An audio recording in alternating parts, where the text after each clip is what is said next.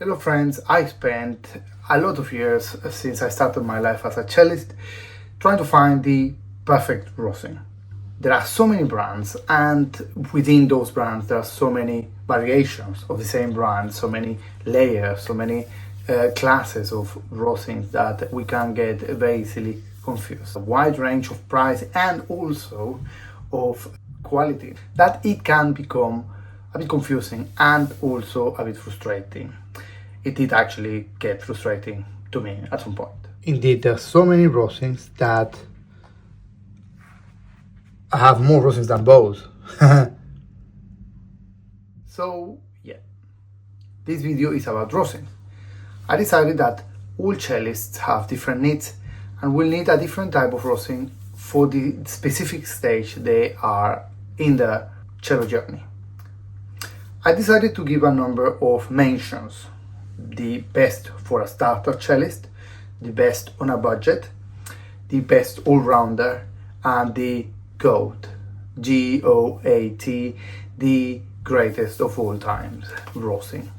I'm aware that there's so many tastes, and also there are cellists that couldn't care less. I actually have a pupil who is a really good cellist, and he doesn't even know what his rosin is. He couldn't care less. I think it's quite a good rosin. That's probably why he doesn't care. But anyway, without further ado, let's hop in. And the contenders are Chinaletto, which is the Italian version of China, I suppose, which is the cheapest one at $2.99. Then we have old Hindersine or Hidersine from a cardboard box. The price is unknown because I took it from an old violin, so it's very interesting. I'm just curious how the old Hindersine rosin relates to the newer models. Next, we got the Hindersine Model 3C, whatever that means. Then we have the new Hindersine from Athene. This one is a violin one, but they're all pretty much the same. Then we have in the middle range, we have the Pirastro for cello red. This one says cello is red and is at £14. Then the next one is Pirastro Goldflex at £16. Very interesting one. Recommended to me by a cellist from St. Martin in the Fields Orchestra. Really lovely. It has like gold dust. I thought it was a marketing strategy, but it turned out to be true. Anyway, we carry on. Next one is Larsen. I used it for ages, almost since the very beginning until a few years ago when I discovered the next one, which I'm going to talk about. Larsen is at £19. Then the next one is Melos at £21. Fantastic rosin. They had an earlier edition which I used and used to say in the package the best rosin in the world.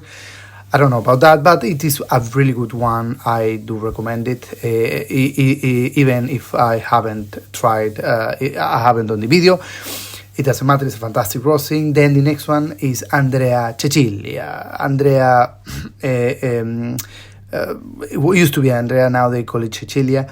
It is a pricier one at £29.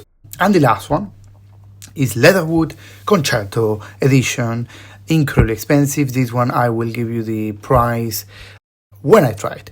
Right, as you could see, I have so many bows for so many rosins. However, I don't have enough bows, so I'm gonna have to mix and match some of the rosins. I'll try to get away as much of the rosin already tried out, so that we can have the purest and cleanest and fairest trial. Right. I wanted to tell you the criteria of what I'm going to assess in each rosin. The first point is application. This is how easy it is to apply, how much it stays in the bow. Then adherence to the string, how much the rosin connects the bow, the hairs of the bow onto the string. Then the articulation, how much jump, how much power I can get from the rosin when playing on the string. And finally, fast notes. And here it is, the beautiful Chinaletto. Right, I want to show you something shocking. I spent something like 1 minute. I had to put the time lapse because I was just going on and on. But I want to show you something mind-blowing. I've been at least good 1 minute or two applying rosin to the bow, and this is how it looks. So it's almost, I didn't want to say this, but it's almost like plastic. So from the point of view of applying it, it is very hard to get into the bow. So let's see how it sounds.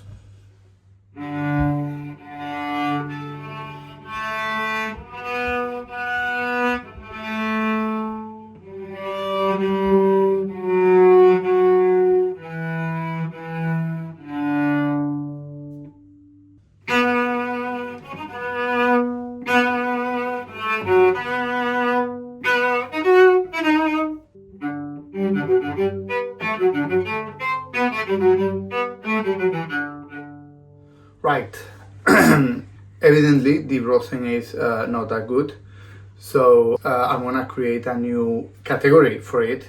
I was actually going to give it a break and put it as a good rosin for students, because it's so cheap at $2.99 that even if it gets broken, it's not the end of the world. But I will have to say, don't even bother. It's not worth the $2.99. Well, let's round it up to $3. It doesn't worth the £3. So this rosin Chinaletto at $2.99 or £3, whatever, avoid. Next one is the Hidersine cardboard. It's an old rosin, so I just included it because I was very curious to know how the old school of rosin works. It is much better than the Chinaletto. I have no idea how much it costs because it came with the violin. It's a lot dustier, which is a good signal. When I was applying it, I could see that the dust was staying, so there's hope. Might be a good rosin. Let's see.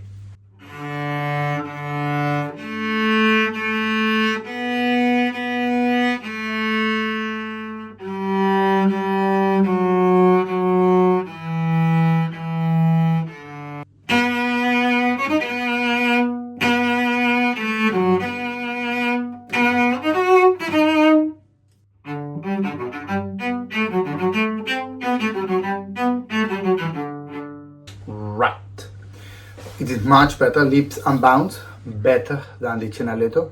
However, it goes quickly. But when I started playing, I could feel that at the end, in the hornpipe, I could feel that I needed to apply rosin again. So it is alright, much better than the cheapest one. Well, I suppose if it gets broken, yeah, it's an old style, old school rosin for students. So let's see what the next one, this 3C and the Team 1 give us. So here it is, the Model 3C.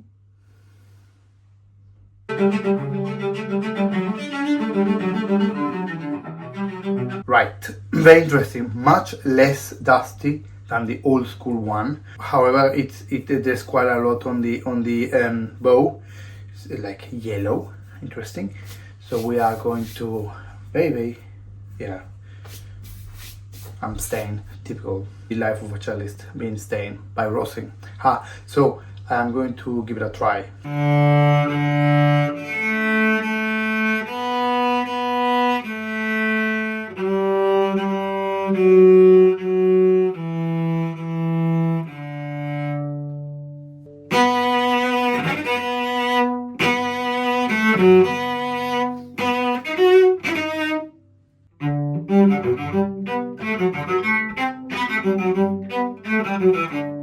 Right, quite good, quite good.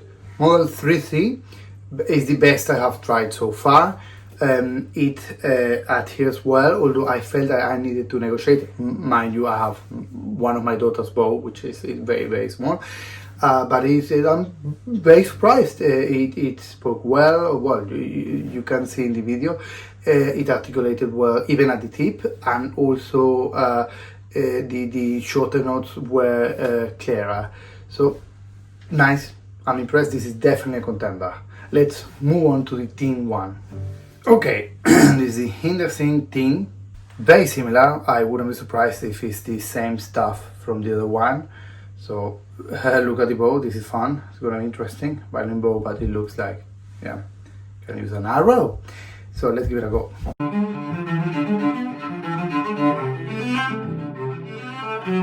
Right, on application, it wasn't dusty at all. It took me a while to get something inside. Then I realized that some dust was in it.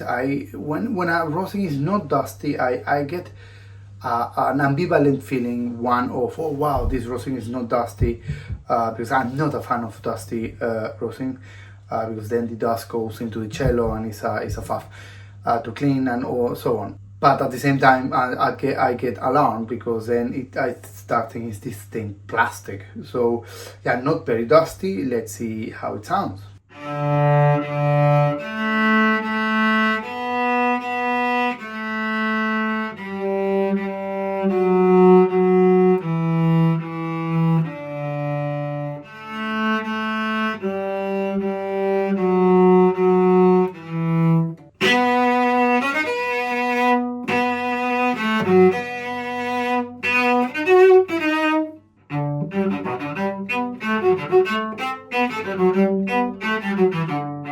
Right, not a fan. I know this rosin, the Hidersine tin, very well. It's a very strange rosin. I personally don't like it. I prefer much more the 3C model. It produces a very strange sound whilst playing, and the articulation is very strange. It speaks, but it's irregular. Sometimes it speaks nicely, sometimes it's very cumbersome. Let's move on to the next one. So now I have with me the Pirastro cello rosin. This one is green, but then when you open it is red. Similar, on a similar vein than the other one, a lot brighter. If you look at the actual rosin, it has a tone of more vibrant red. So let's apply it and let's see how it reacts on application.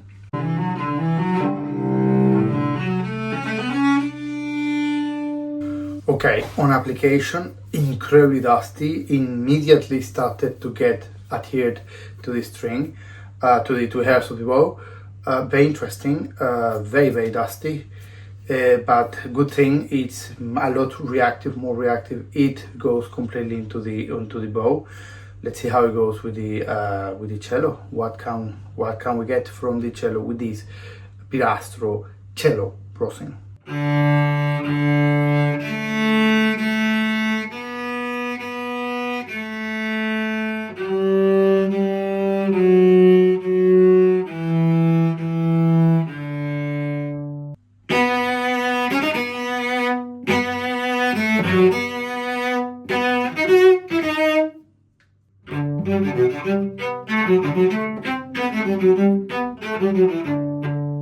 Right, very interesting, very, very articulate. In the Twinkle Twinkle Little Star, I found it a bit trickier to connect. Mind you, the bows I'm trying, they're not the best, but it was nice. It was very nice. The only thing I don't like is it's quite dusty. It speaks, it's clear, big upgrade. Now let's move up to the next rosin. So next one will be Pirastro Goldflex. So the Pirastro Goldflex is a very interesting rosin. It is very good. I discovered it when I was doing a gig nearby, and one of the cellists was from London, was from the Academy of St. Martin in the Fields. And I didn't know this rosin, so she started applying it, and I asked her to try it. She was very nice. She entrusted her rosin to me, which was amazing. I never felt so much pressure. A cellist from St. Martin in the Fields entrusting her rosin on me. Anyway, so I really liked it. So let's apply some of it onto my rubbish bows and let's see how it reacts. Right, on application, not very dusty, very interesting, not very sticky, and that's one thing I really like about this rosin. Now let's try it.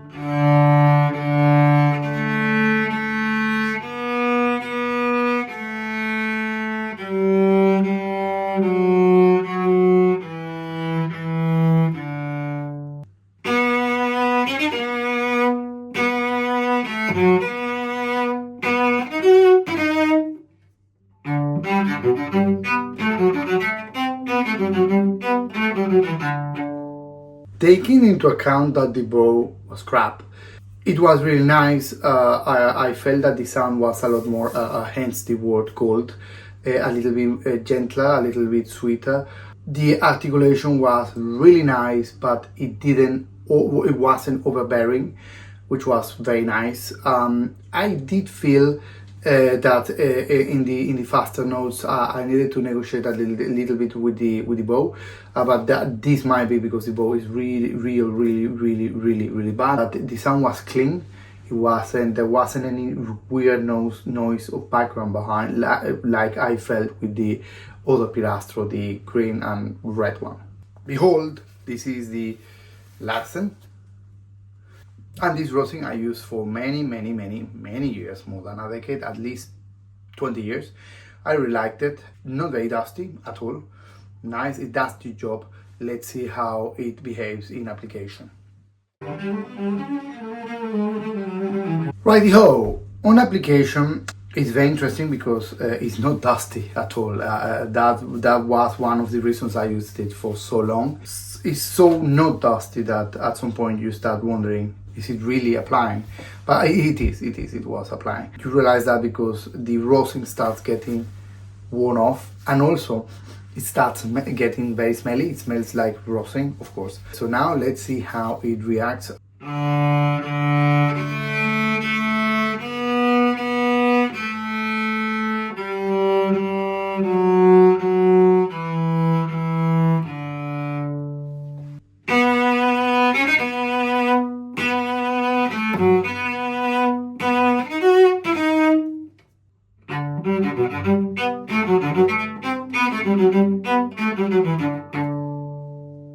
Now you cannot see the sound because I got rid of it. Very interesting. It does the job. My memories don't fail me yet. It does the job. It's very clean. It has a sweeter feeling than the Pirastro. The Pirastro Goldflex feels lighter, more articulate, brighter. If you like a sweeter sound, the Larsen is great. It's beautiful. It really sings. It articulates without being overbearing, which is lovely. It feels easier to really attack the string. So yeah, it's a fantastic one, and it's interesting because it's just £3 more expensive than the Goldflex, but it has I would say a wider range of colors without sounding too overbearing. If you like big sounds, you play with orchestra as a soloist, then the Pirastro could be a good one. The Goldflex Pirastro. The Larsen, I think, is more for chamber music or solo. Caecilia Rosin, I used it again for quite a few years. I think I had 5 years. Really good. I stopped using it because I found Melos, which is the next one I'm going to try. And I found out that it's less dusty. Let's see how it works on application. Very interesting. On application is what I call a strong rosin. You immediately feel that loads and loads of it are going into the hairs. It is immediately very sticky into the bow. It doesn't really feel sticky in the fingers. However, it really penetrates the hairs. I do use it. It's funny because it's the only Caecilia rosin I have bought, but I still use it. I use it in one little strings group I conduct, where the bows are rubbish and the hairs are terrible. and it really makes the difference. It's a very, very good rosin. However, it is pricey at, I think, at £29. So it's not a cheap one. I actually bought that one for 34 at some point. I was stupid and didn't shop around. So shop around. Now let's give it a go.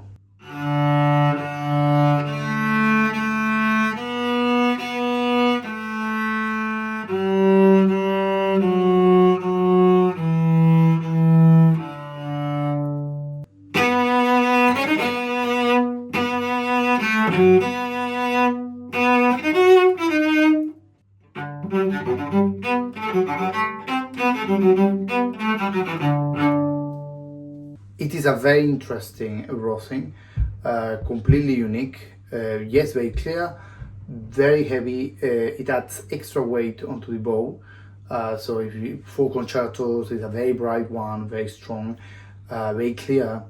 I changed it because it didn't give me the wider palette of colors that I was looking for. So it was always a heavy, strong rosin. However, it is a very, very good rosin. Now let's move on to the next two. The next rosin is a Melos. I started using it a few years ago when it came with a little pouch. Those cellists who used to use it will remember. I think they stopped for a while. They reworked it in a cork. It's a cork box, which I think is better because it protects the rosin against falls.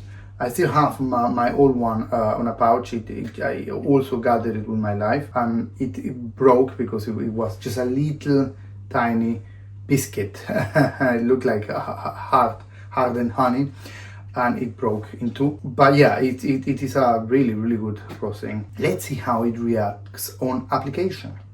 On application, it is dusty. I could feel the dust going to the sides. However, it has this little frame that you can use to grab it so your fingers won't get caught up by the dust, which is very practical. I like it. So it feels very strong rosin. I would argue it's even stickier and more penetrating than the Caecilia. Very, very strong. I could feel it applied immediately, no delay in application. Dying to know how it relates to the other ones when tried on the cello. Let's find out.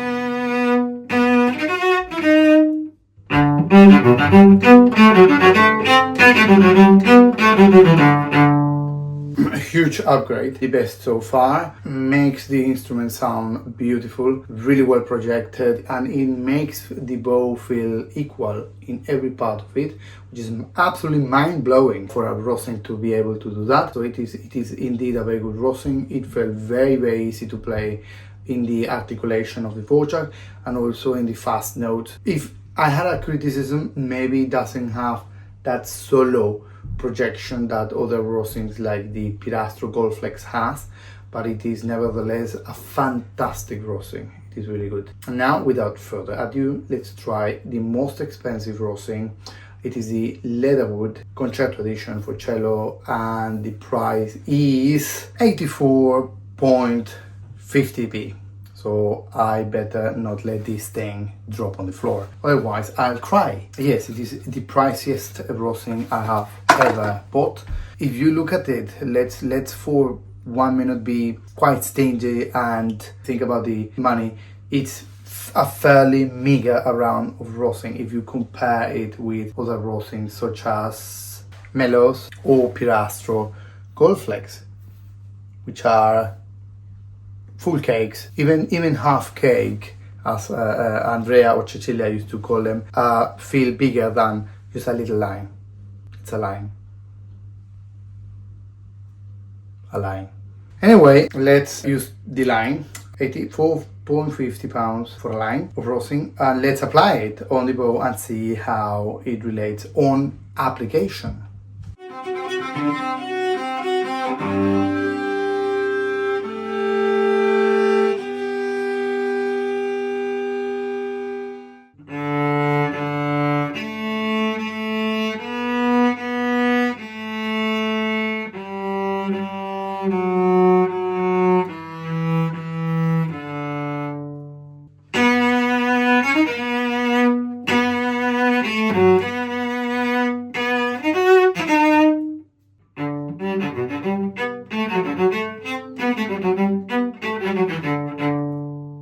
Excellent rosin. It really speaks. I could feel that I didn't apply too much. I think the problem is that it is A-line, so it limits the amount of rosin it can get into the bow, which is a bit of a pain. I think if they did a cake, that would be much better. I think there is an edition which is slightly cheaper than the Concerto edition, which is a cake. That's way better. That's the only word of criticism I have. It gives a lovely legato without being too fluffy. It speaks within the legato, which is lovely. It's very impressive, but it keeps the sound really stable. It doesn't fluctuate.